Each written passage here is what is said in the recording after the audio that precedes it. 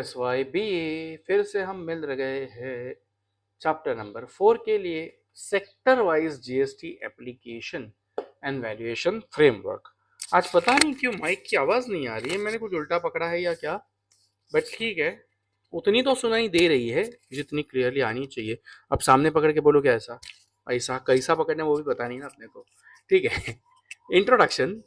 GST is destination based indirect tax. कहाँ से service provide हो रही है वहां पे जीएसटी एप्लीकेबल होगा, राइट?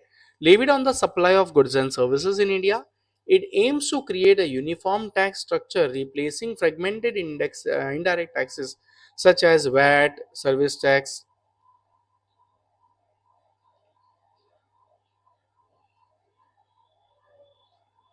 एम्बुलेंस आई है, बाजू में हॉस्पिटल है ना मेरे पास, तो थोड़ा सा ऊपर वाले को प्रे कर देते हैं, है ना? क्या पता कब किसकी प्रेयर काम आ जाए आगे।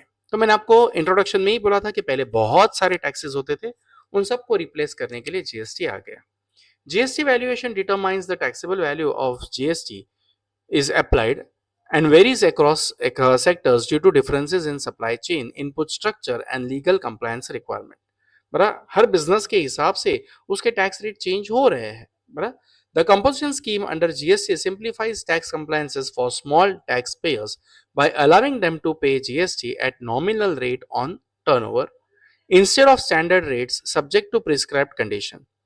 GST valuation principles. GST valuation is governed by Section 15 of CGST Act, which identifies transaction value as primary basis for tax. तो क्या क्या गिना जाएगा ट्रांजैक्शन वैल्यू में? प्राइस एक्चुअली पेड या payable, yes. Taxes other than GST charge separately, yes. Incidental expenses, आप लाने के लिए जो खर्चे पे कर रहे हो या बेचने के लिए जो खर्चे पे कर रहे हो वो सब।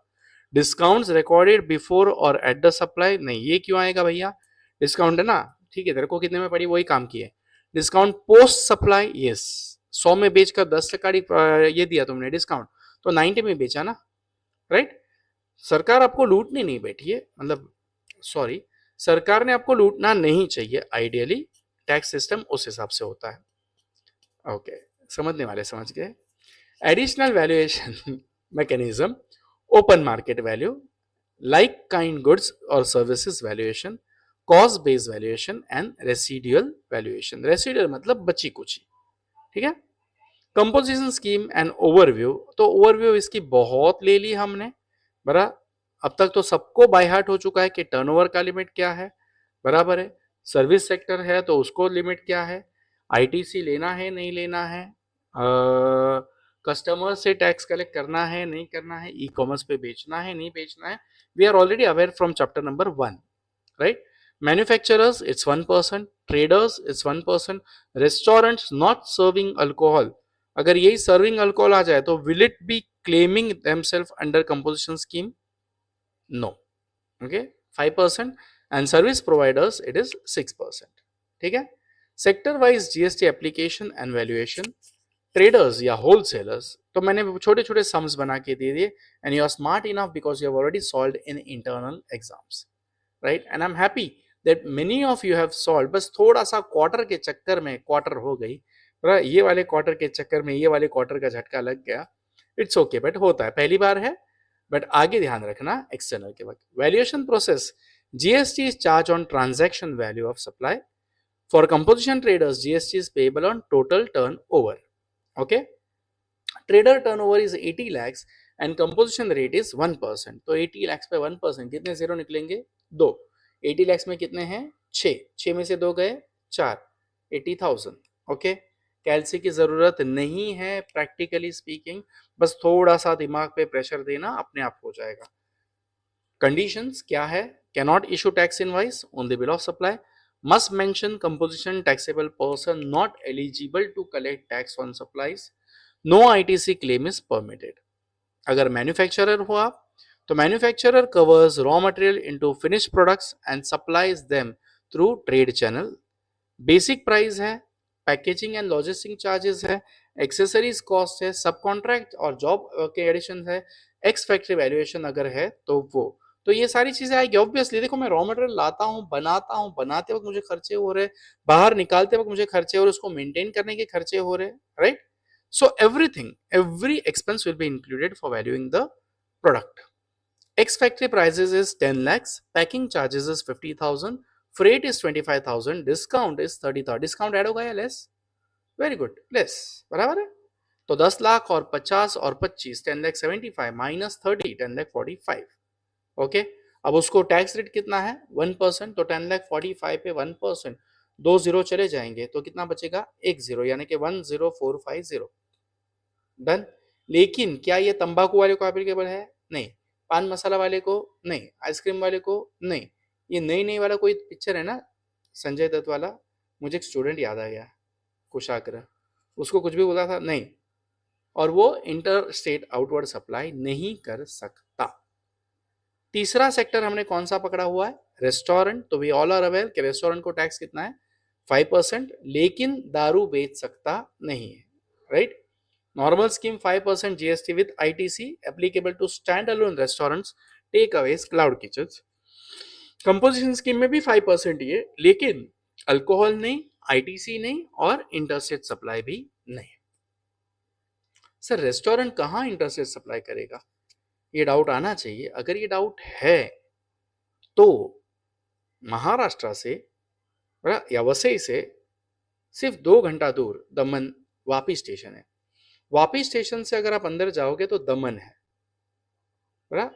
अब दमन के होटल वाले जो है वो दारू बेचते हैं, लेकिन वापी के जो है वो नहीं बेचते, क्योंकि वापी गुजरात में आ रहा है और दमन यूनियन टेरिटरी है। तो जिसको दारू पीनी है वो क्या करता है? दमन जाता है, दारू पी के आता है। ओके, चेंज हो गया ना। अब दमन वाला उधर बेचेगा तो गुनाह हो जाएगा, क्योंकि Gujarat is a dry state. Gujarat वाला दमन में बेचेगा तो भी प्रॉब्लम हो जाएगा। ये थोड़ा सा एग्जाम्पल याद रखना। देखो लेक्चर में याद नहीं आया, लेकिन आज याद आया मुझे ये। वैसे ही अगर आप राजस्थान जाते हो, माउंट आबू, तो अंबाजी करके एक बहुत बड़ा मंदिर है ना, वो क्रॉस करते ही विद इन 2 मिनट्स आपको गुजरात राजस्थान बॉर्डर आ जाती है। तो यहाँ पे दारू नहीं है, लेकिन वहाँ पे दारू भी है, नॉनवेज भी है, सब कुछ है। तो लोग स्पेशली माउंट आबू जाते हैं वीकेंड सेलिब्रेट करने के लिए। अब वो क्यों सेलिब्रेट होता है आप लोग को पता चल गया, समझदार हो आप लोग वैसे तो। Allowed at 5% but with compliance limitations, cannot serve alcohol or liquor, no input tax credit, no only intra-state supply. Example है, यहाँ पे एक रेस्टोरेंट है, 40 लाख, तो 1 2 2 चले गए, यानी कि 4 जीरो बचा, 4 5 जा 20, नींद आ रही है, 2 lakhs. Okay, valuation consideration, service charge if voluntary included in taxable value, discounts printed on menu prices excluded, coupons या promotional vouchers, conditional valuation rules apply. ठीक है। सर्विस प्रोवाइडर को हमने क्या बोला था, कितना है? 50 lakhs का ही लिमिट है, और रेट क्या है? 6%, right. Service providers including consultancy, teachers, freelancers, spas, salons, repair service etcetera. Normal scheme GST was 18%, लेकिन अब शायद 12% हुआ है ये जुलाई से। ओके, आप लोग 18 के हिसाब से गिनना, कोई प्रॉब्लम नहीं। नॉर्मल स्कीम में, जीएसटी में तो 6% ही है, बराबर, कंपोजिशन में, sorry. ITC available on eligible inputs. लेकिन अगर आप कंपोजिशन स्कीम में हो तो rate of tax is 6%, turnover limit is 50 lakhs and mandatory bill of supply आपको देना ही है, राइट। तो example, annual turnover is 35 lakhs, बराबर। तो कंपोजिशन स्कीम में 35 lakhs पे 6%, 35 lakhs में जीरो कितने? 5, 6% के 2 जीरो चले जाएंगे, कितने बचेंगे? 3। 35 इंटू 6, 3 5 जा 6 5 जा 30, 3 कैरी, 6 3 जा 18 प्लस 3 21, 2 1 0 0 0 0। ओके, समझा? यस। अब कंपैरेटिव एनालिसिस अगर करने बैठे थोड़ा सा इन चीज़ों का, तो कंपोजिशन रेट 1%, 1%, 5%, 5%। आईटीसी किसी को भी अवेलेबल नहीं है। इनवॉइस ये लोग क्या देने वाले हैं? सबको bill of supply. Interstate supply किसी को भी अवेलेबल है क्या? नहीं। ई कॉमर्स कोई भी कर सकता है क्या? नहीं, राइट, सिंपल। तो कंपैरेटिवली अगर ऐसे याद रखना है तो भी आप याद रख सकते हो, फिर अपने ओन वर्ड्स में इसको लिख सकते हो। बीकॉम वाले भी अगर शॉर्ट नोट लिखनी है तो आप लोग लिख सकते हो। Compliance is requirement under composition scheme. Quarterly payment of tax via composition scheme 8 CMP 8. Annual returns via GSTR 4. No collection GST from customers. Display board at business premises, composition taxable person under GST। Advantage, ठीक है, burden reduce हो गया, lower tax liability हो गई, simple calculation है, देखो हम लोगों ने बाय हार्ट कर लिया ना डायरेक्ट ओरली। यस।